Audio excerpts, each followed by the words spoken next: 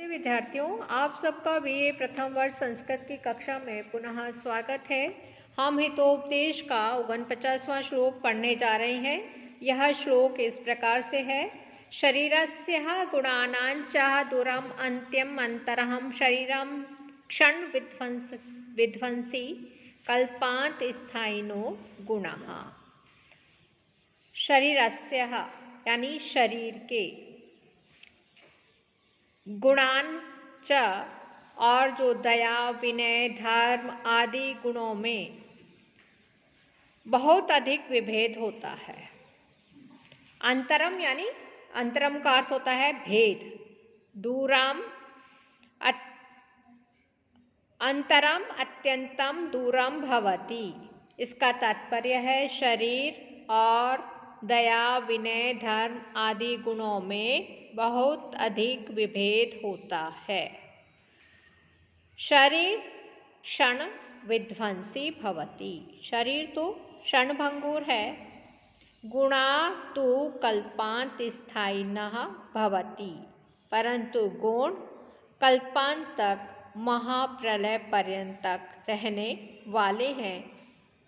कहने का भावार्थ है, मानवीय सद्गुणों की स्थिति चिरस्थायिनी होती है, पर मानव शरीर क्षणभंगुर ही होता है।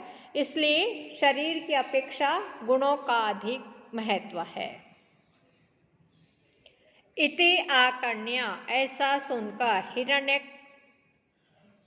प्रहृष्टमनः पुलकितः सन अब्रवीत्। हिरण्यक जो मूषकराज हिरण्यक है, वह प्रसन्न तथा पुलकित होकर अब्रवीत् कहता है, साधु मित्र, बहुत अच्छा मित्र, साधु बहुत अच्छा।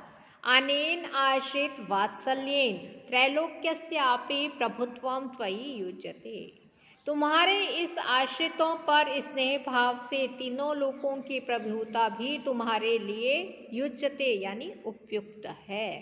एवं उक्त्वा, ऐसा कहकर, तीन उनके द्वारा सर्वेषां कपोतान बंधानी छिन्नानी, सभी कबूतरों के बंधन को काट लिया गया।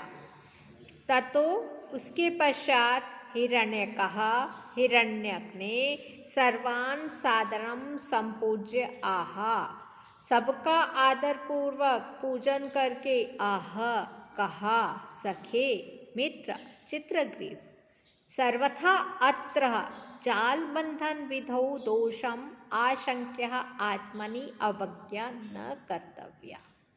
सब प्रकार से इस जालबंधन के कार्य में अपने किसी दोष की आशंका करके तुम्हें अपने पर घृणा नहीं करनी चाहिए।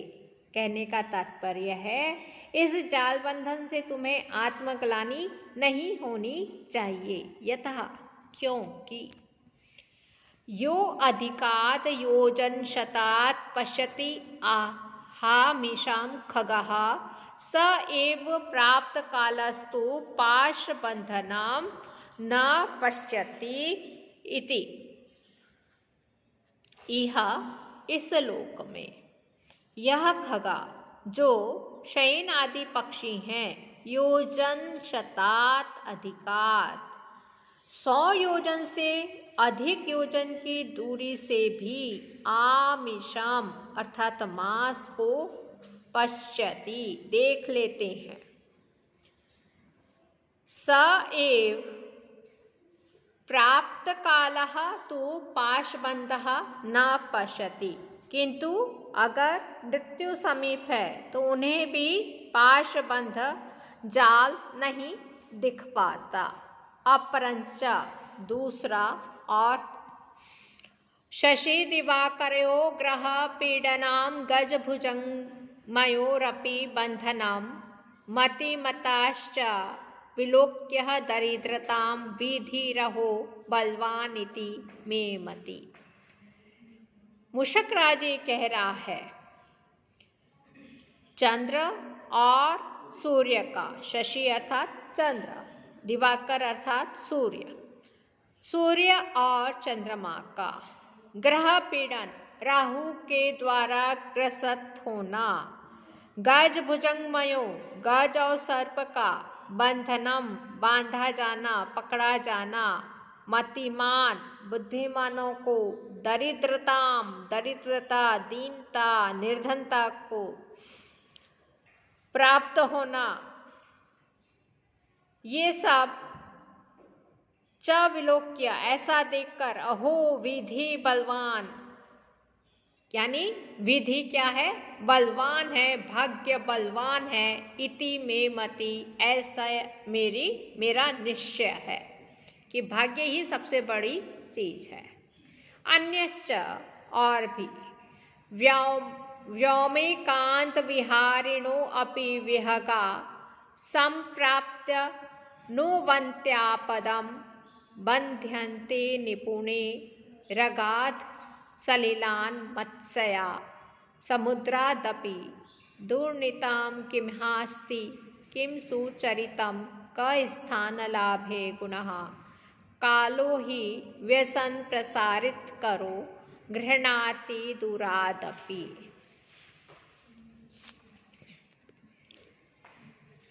व्योमेकांत विहारिणः अर्थात आकाश में एक भाग पर उड़ने वाले, आकाश के व्योमे, व्योम कहते हैं आकाश, एकांत यानी एक भाग में, विहारिणा यानी विहार करने वाले, विहग पक्षी। आपदम संप्राप्नुवन्ति आपत्ति को प्राप्त करते हैं, निपुणई निपुण चतुर्जनों के द्वारा, अगाध सलिलात अपि समुद्रात अगाध जल वाले भी समुद्र से, मत्स्यः वध्यन्ते मछलियां पकड़ ली जाती हैं, दुर्नितम असद्व्यवहार और सुचरितम सद्व्यवहार, किम इह अस्ति इस लोक में क्या है, स्थान लाभे अपि कह गुणा उच्च स्थान की प्राप्ति में भी क्या गुण है ही, क्योंकि व्यसन प्रसारित करह काला विपत्तियों के लिए हाथों में फैलाने वाला काल, दूरादपि दूर से भी, गृह्णाति पकड़ लेता है। फिर से अर्थ देखिए, आकाश के एक भाग में स्वच्छंद विचरण करने वाले भी पक्षी विपत्ति को प्राप्त हो जाते हैं। एक ही भाग में विचरण कर रहे हैं फिर भी वो विपत्ति को प्राप्त हो जाते हैं। चतुर्जनों के द्वारा अगाध जल वाले भी समुद्र से मछलियां पकड़ ली जाती हैं। अगाध समुद्र में मछलियां विचरण कर रही हैं, लेकिन फिर भी समुद्र में जो गोताखोर होते हैं उनके द्वारा वो मछलियां भी पकड़ ली जाती हैं। इस संसार में क्या तो सद्व्यवहार है, सदाचरण है, या क्या दुर्व्यवहार असदाचरण है, अर्थात दुर्नय और सुनय का इस संसार में कोई महत्व नहीं है, और उच्च साधन प्राप्त करने में भी कोई गुण है, क्योंकि विपत्ति के लिए अपने हाथों को फैलाने वाला काल दूर से भी पकड़ लेता है। चाहे आप कितने भी उच्च पद पे हों तो अभी काल तो आपको नहीं छोड़ता। समय महत्वपूर्ण है। तात्पर्य यह है कि काल की दृष्टि में गुणों का, उच्च स्थान का, सुरक्षा, सद्व्यवहार का कोई महत्व नहीं है।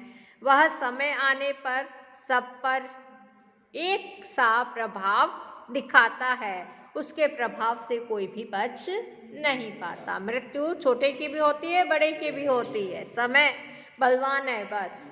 तो लकी और कठिन नहीं जातो इति प्रबोध्य आतिथ्यम, इति ऐसा समझा बुझाकर, आतिथ्यम कृत्वा और आतिथ्य सत्कार करके, है ना, मेहमानों का सेवा सत्कार करके, आलिंग्य और आलिंगन करके, तेन उसके द्वारा, मुशकराज के द्वारा, संप्रेषितश्चित्रग्रीवो सपरिवारो यथेष्ट देशान ययौ हिरण्यको अपि स्वविवरम प्रविष्टः।